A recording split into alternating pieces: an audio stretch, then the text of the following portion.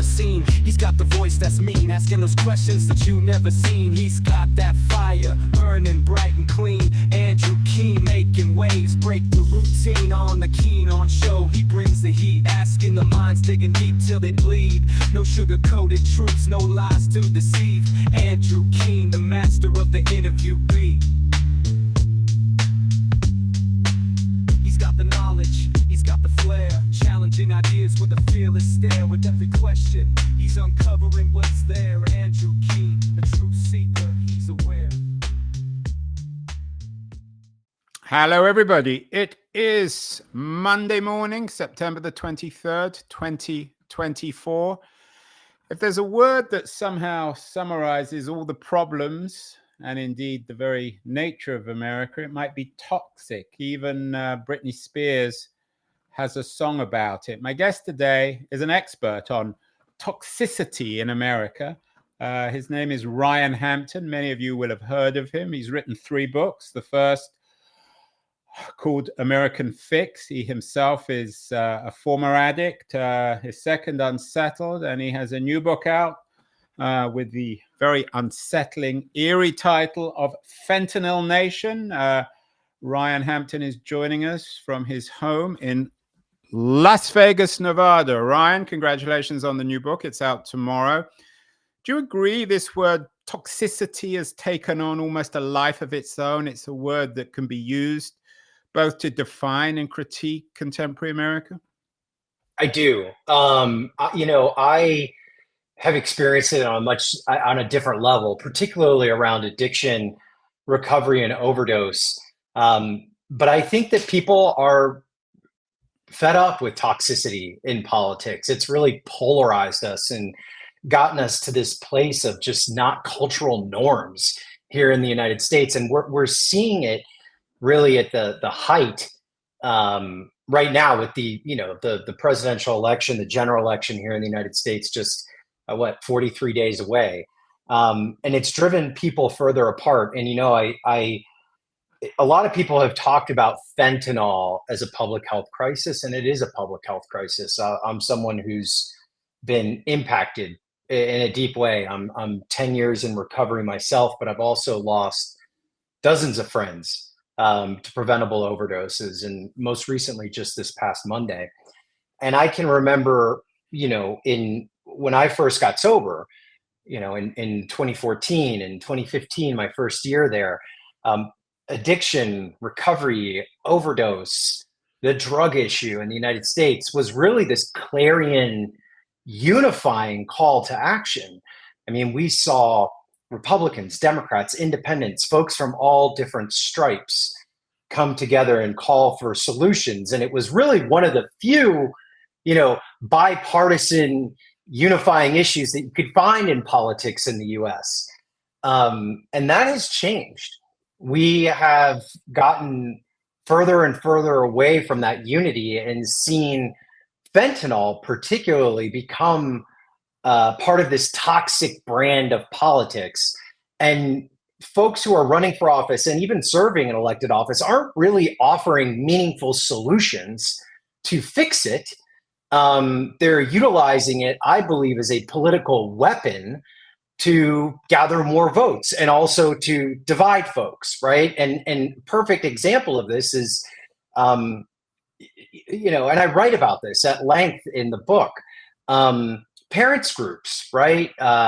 Bereaved family members, even folks in recovery, right? Who would mostly agree that if we're going to end this, we need to look at the demand side of the problem, not just the supply side.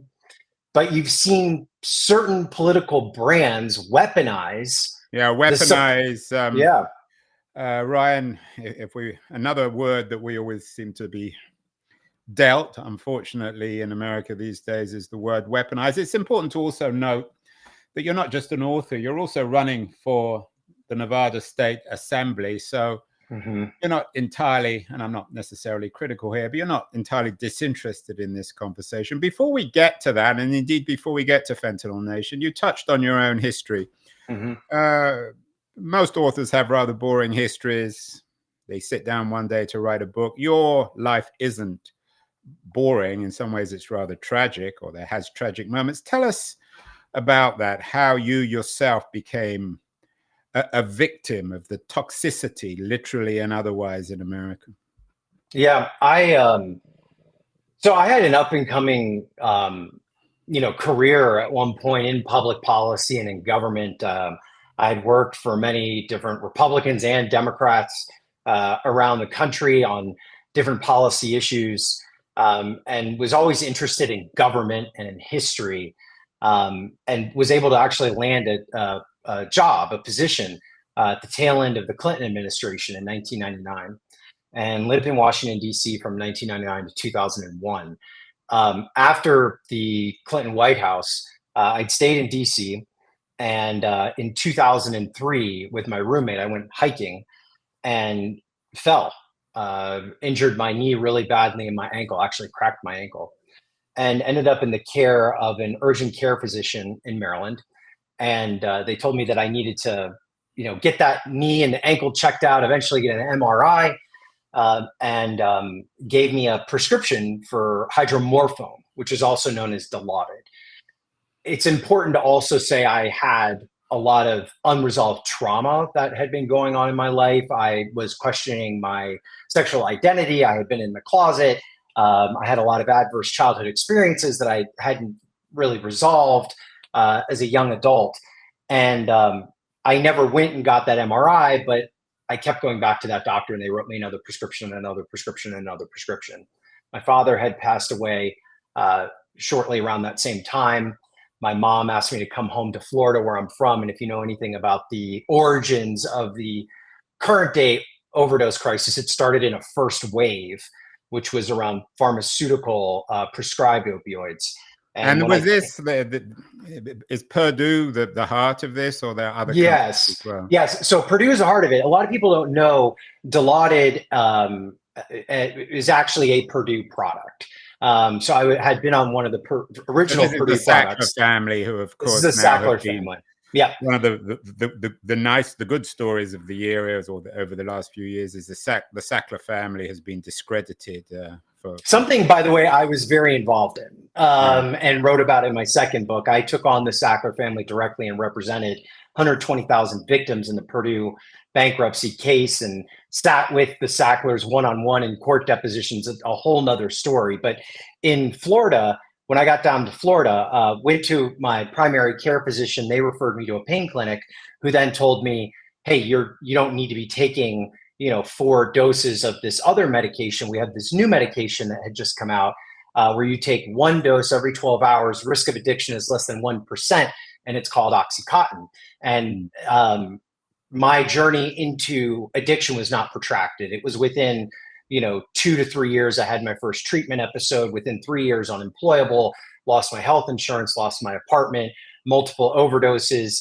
And the state of Florida decided they wanted to deal. And again, I write about this in the current book, Fentanyl Nation. The way to fix the problem was to cut off the supply.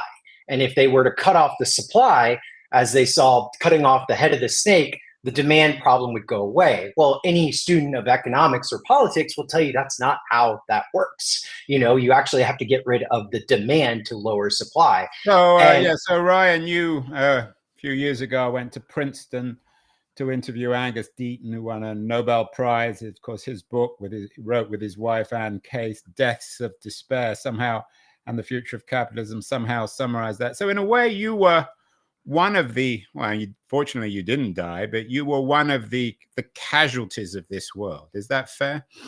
I would say that is fair. I did find, after multiple overdoses and attempts at treatment and being turned away in hospital rooms when I was asking for help, I always say thanks to God, and also thanks to Medicaid access.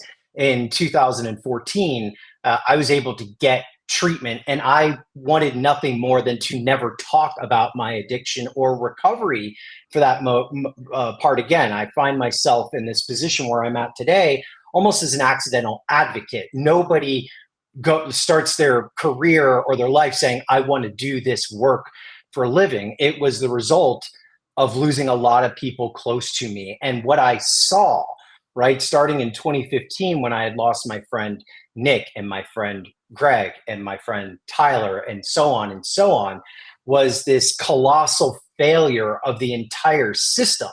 It is easy, and I point the finger and have pointed the finger a lot at Purdue Pharma and the Sacklers, but this wasn't just them.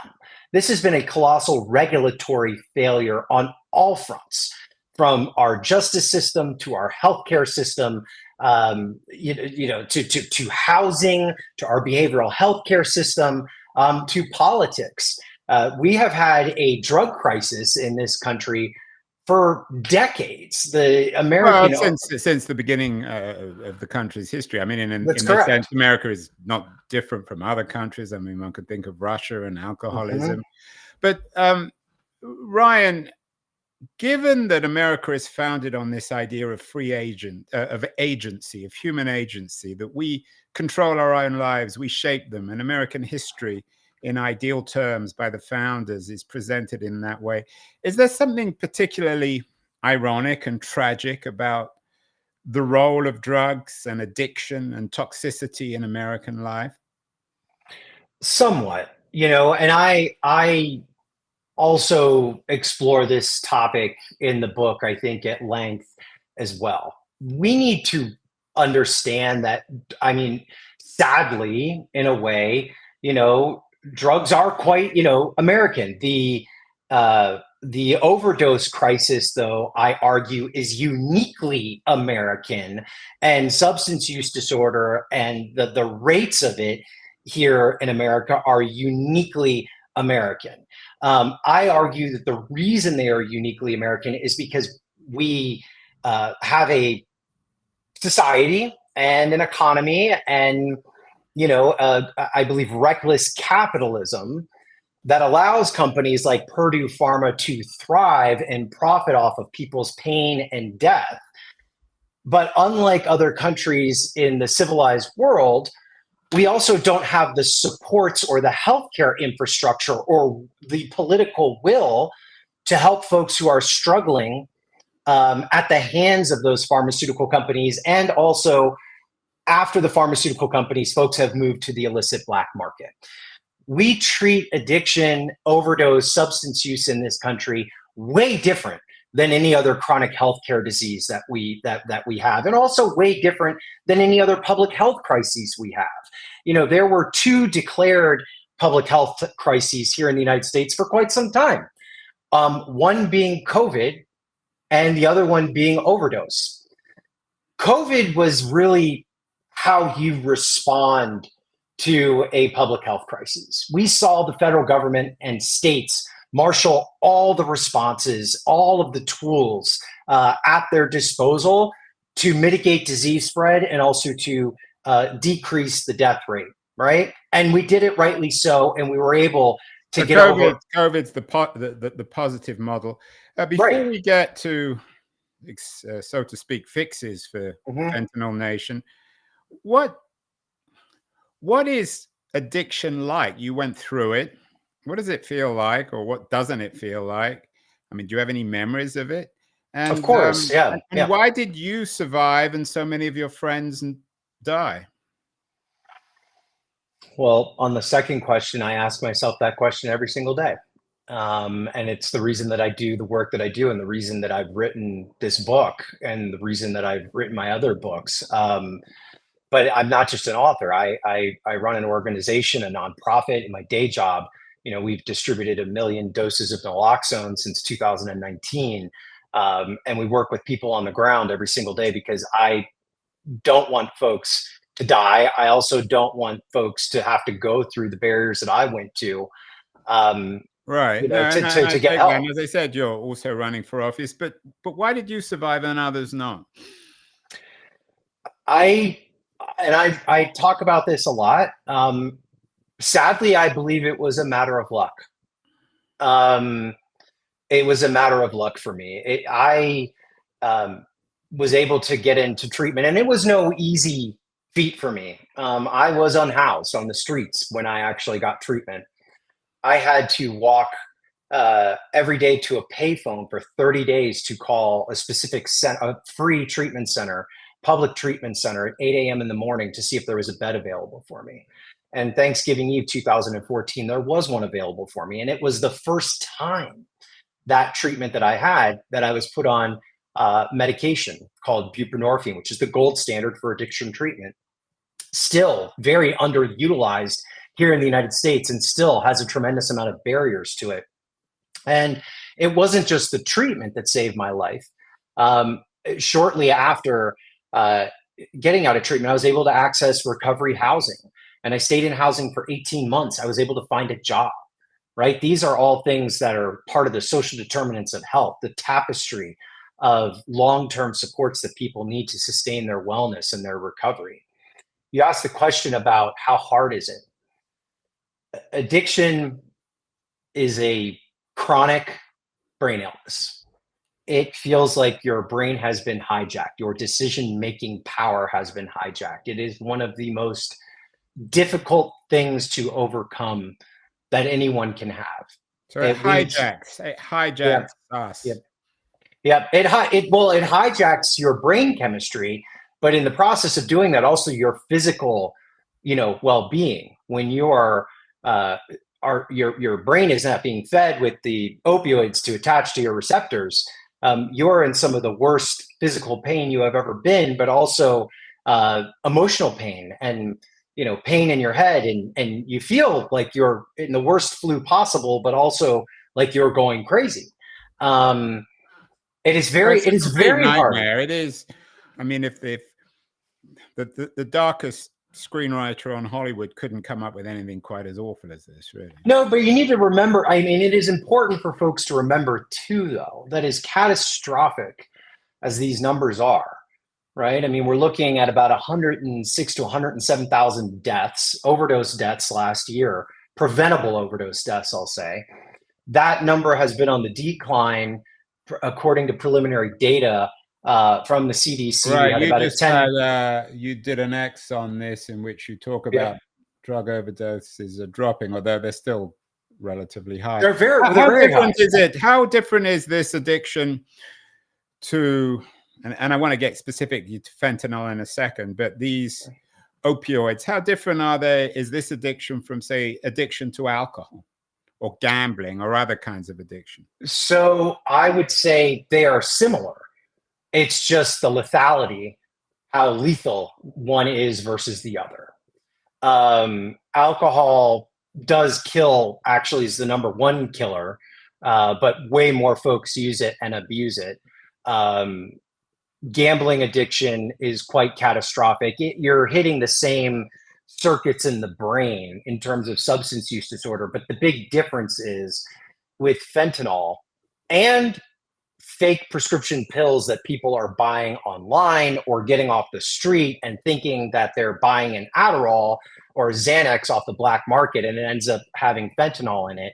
The illicit drug supply has gotten way more toxic and way more deadly. Yeah, there's that word again, the T word. And of course, you've introduced the concept of reckless capitalism. One of the troubling things about contemporary America is that gambling and alcohol are legal. There's nothing illegal about spending all day online gambling or spending all day in a bar. So there are legal and illegal features of what you call reckless capitalism. So let's get to the narrative of Fentanyl Nation. As I said, you've written 3 books, American Fix, Unsettled, and Fentanyl Nation. Why is fentanyl the logical outcome of opioids? Is that how the narrative should be understood? I don't think there's anything logical about it. I think the only thing logical, fentanyl specifically being like a logical reasoning around our current day drug crisis. We have moved into now the third wave, right? Which are it's the wave of synthetics, which currently exists in the context of fentanyl. Right. Just to be clear, you talk about synthetics. So the difference between what a synthetic drug and a non-synthetic one is that fentanyl is produced in laboratories or illegal laboratories, whereas other kinds of drugs are perhaps grown? Well, let me explain for a second. So we've transitioned away from this agricultural, crop-based drug market into the synthetic area. It has serious consequences, has consequences for law enforcement, which I argue is why we need to look at the drug enforcement approach in the United States. In the synthetic era, whatever package of meth or fentanyl that gets seized can be easily replenished and replaced, right? Synthetic opioids like fentanyl and synthetic stimulants like meth are dominating the market because they're just so easy and they're so cheap to make. Drug traffickers no longer need acres of land. They no longer need armies to protect that land. They no longer need harvesting seasons. They no longer need to pay farmers. All they need is a steady supply of chemicals, which they have in spades, and a cook with some basic chemistry skills in any remote location. That's enough to produce tens of thousands of tons, if they'd like, of synthetic drugs. It's very, very hard to disrupt.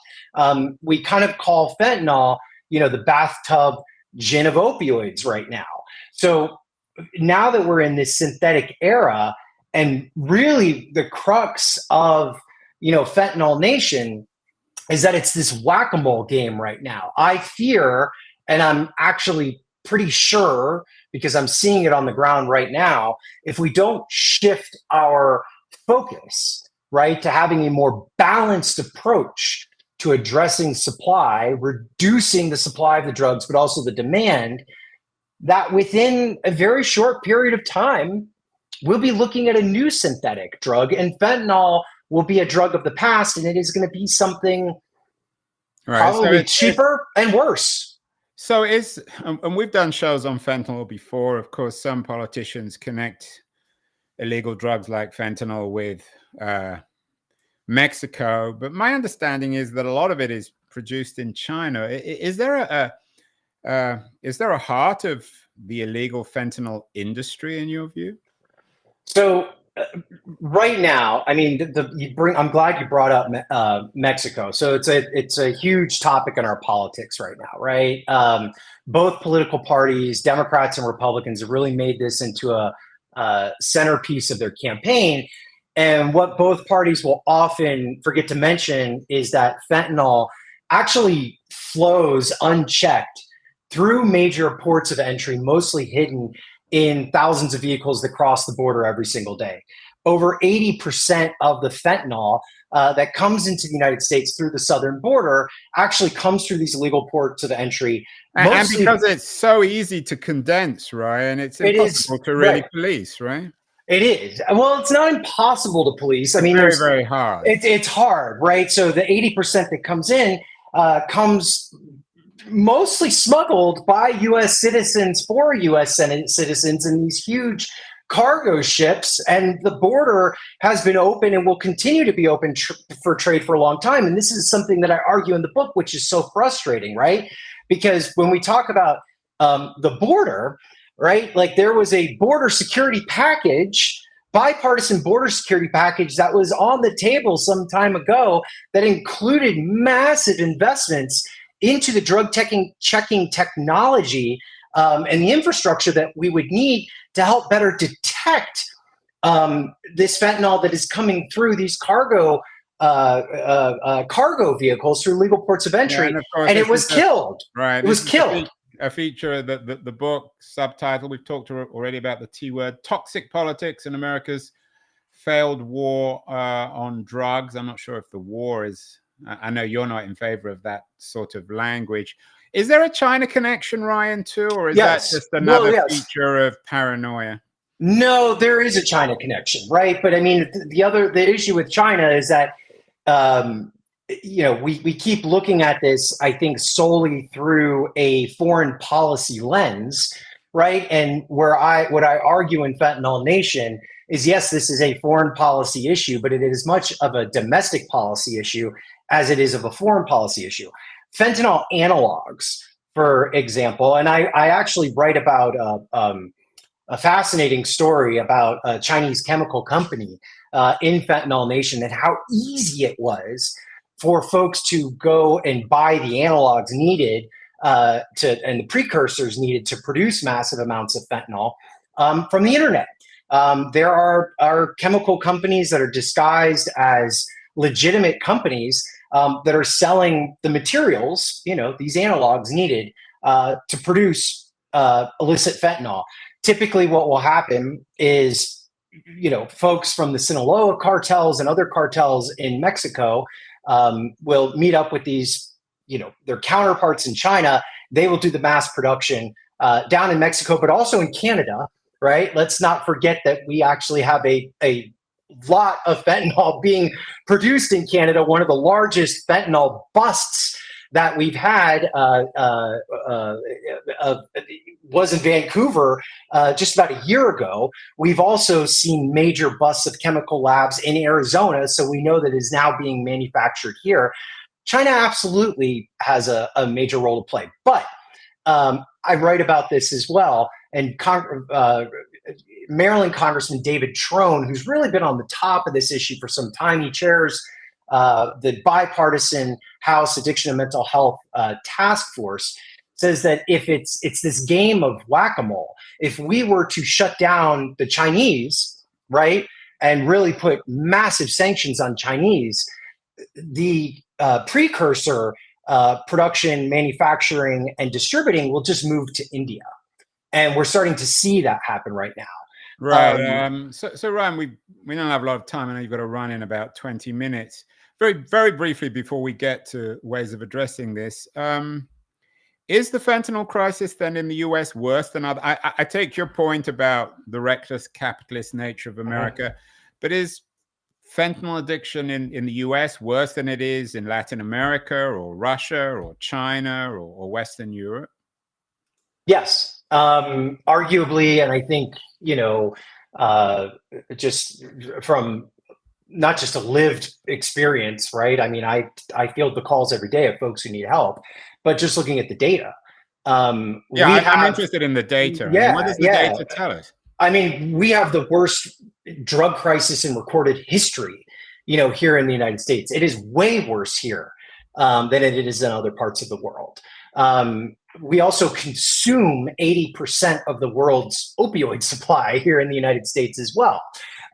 So yes, it is empirically, looking at the numbers, way worse than it is in other parts of the world. That's an astonishing number. So America, that's illegal opioid consumption. So you have an X, which I'm going to repeat it. Since it's Monday today, you wrote it's Monday, time for a new perspective.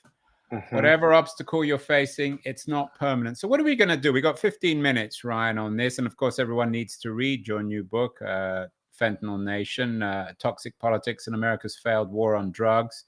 Very important book. What are we going to do about this? How to have a new perspective? Right. I mean, so there's several things that we need to do.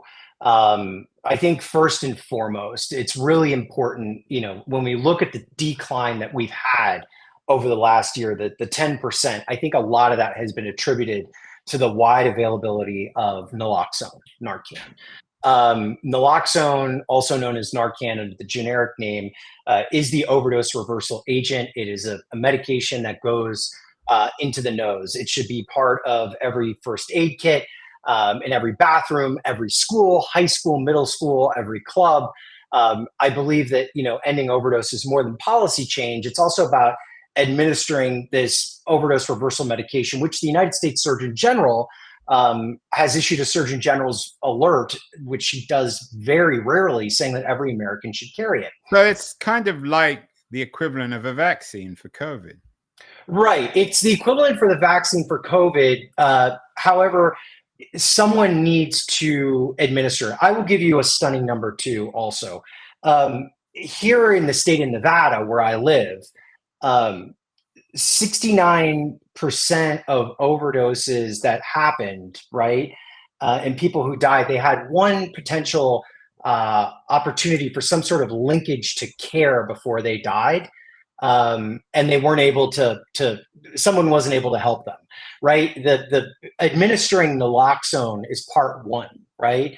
Reversing the overdose is part one, but you have to go a little bit further than that. We need to get folks help after we save them, but we can't get them help if we don't keep them alive. But people shouldn't be taking this if they haven't taken any opioid. Is that correct? Correct. I mean, you shouldn't be taking it unless somebody shouldn't be taking it, giving it to somebody unless they're experiencing an overdose. However, I will say there is no adverse impact if you do ingest it and you're not experiencing an overdose, right? I think this is also one of the important things about the fentanyl narrative.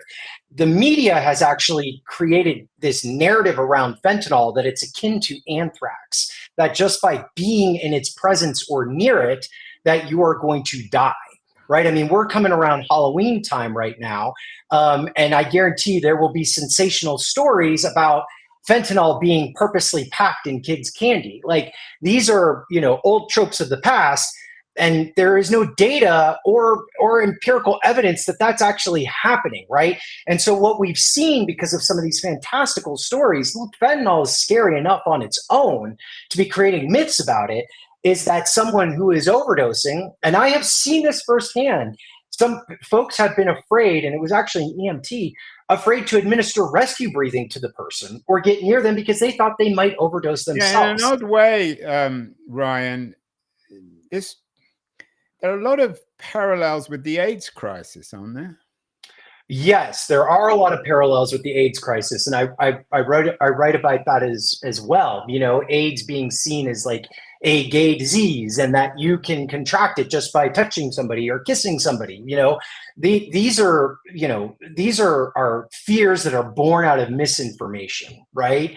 But also a lot of media bias against a particular group of people, which today exists in folks who are struggling with addiction, right? And this is why I say it just continues to feed into this toxic narrative. The second piece that I really write out is as a path forward is real-time data collection, right? Like, we have a big problem and gap in terms of knowing what's happening on the ground and where it's happening. We should be able to see, live data about overdose numbers, about deaths, about emergency room visits in our area. During COVID-19, I was able to go onto Google and see exactly how many folks were hospitalized, how many COVID-19 deaths there were, how many vaccines had been deployed. And I argue that we should be treating overdose the same way we did with the pandemic data so response. Rather than Bush's very problematic and probably destructive idea of war on drugs, it should be war on addiction. It should be a war on addiction, but I actually argue that I don't think that President Bush or President Reagan, when they coined war on drugs, ever thought this as a literal war.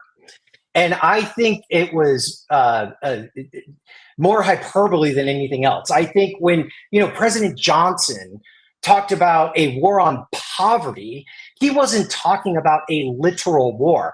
I think in today's toxic brand of politics, we have certain politicians who are taking war on drugs literally and talking about the way to solve this crisis is to be bombing Mexico. Like, we have heard that as a policy proposal. Right. All the cleavages and the cancers, if that's the right word, of American politics come up.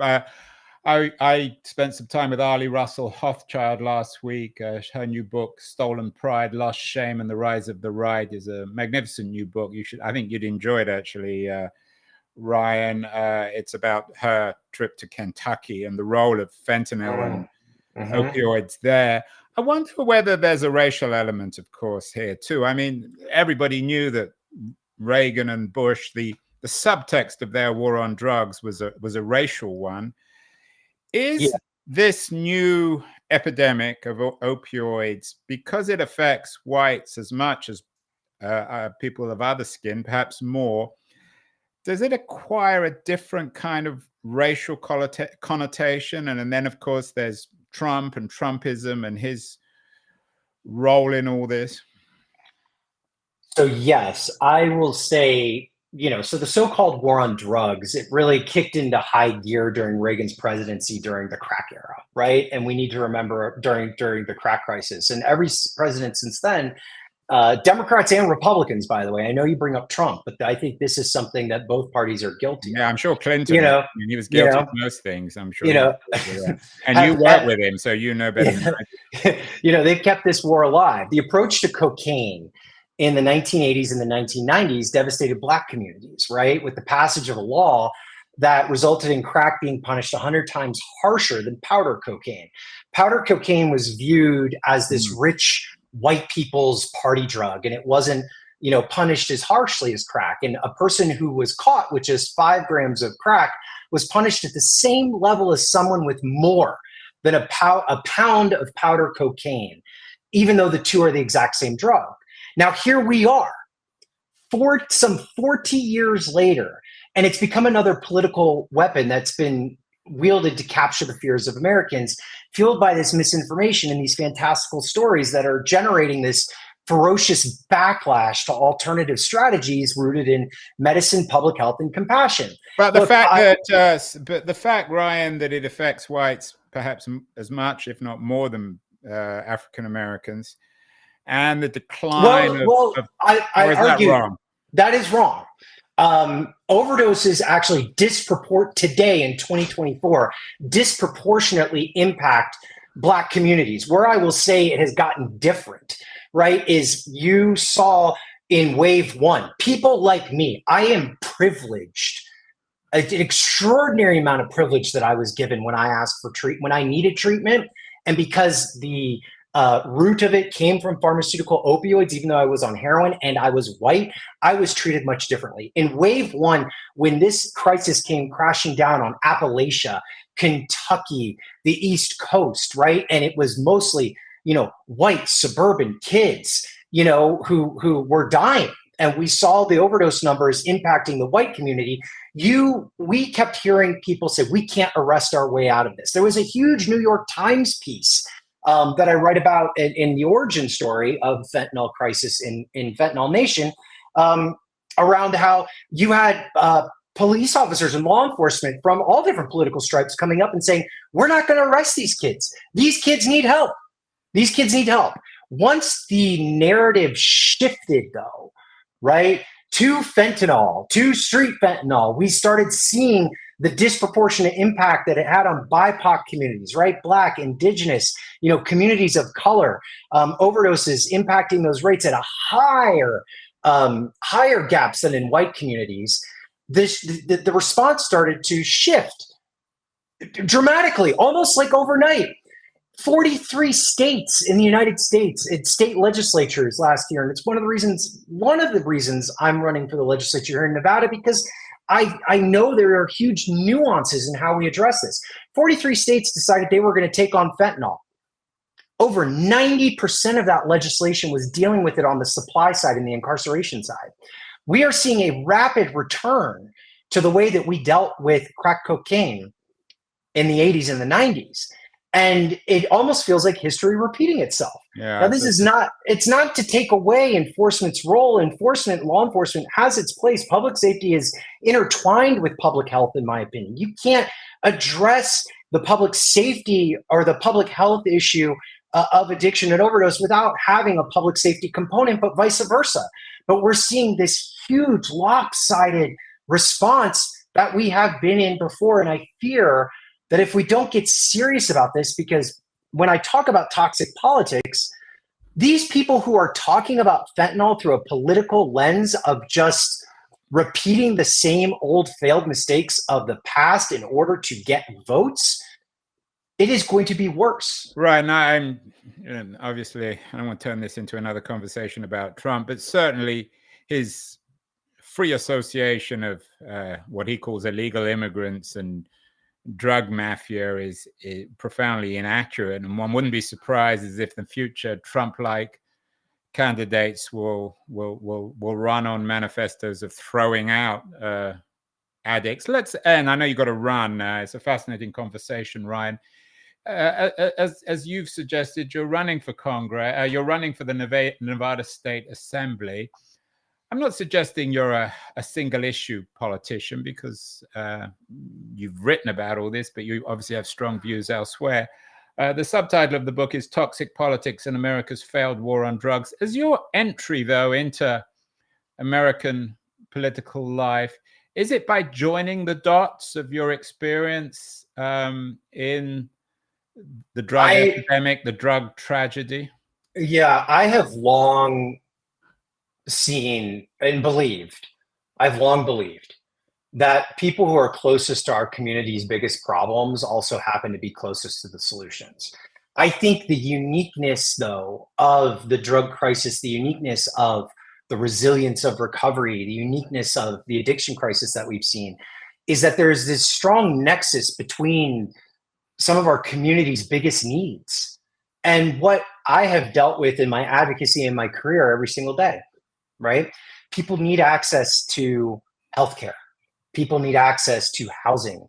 People need access to good paying jobs. We have to create a thriving economy because we know that overdoses are more pronounced in areas where there is despair. These are things that you have, covered for a long time. I mean, I was just looking at a swing state poll the other day, showing the top issues for voters include expanding Medicaid coverage, lowering the cost of prescription drugs, expanding safety net benefits, shoring up healthcare funding. These issues are very popular, and they have a direct nexus with the issues that I work on and write about, and touches the crisis of addiction and overdose every day.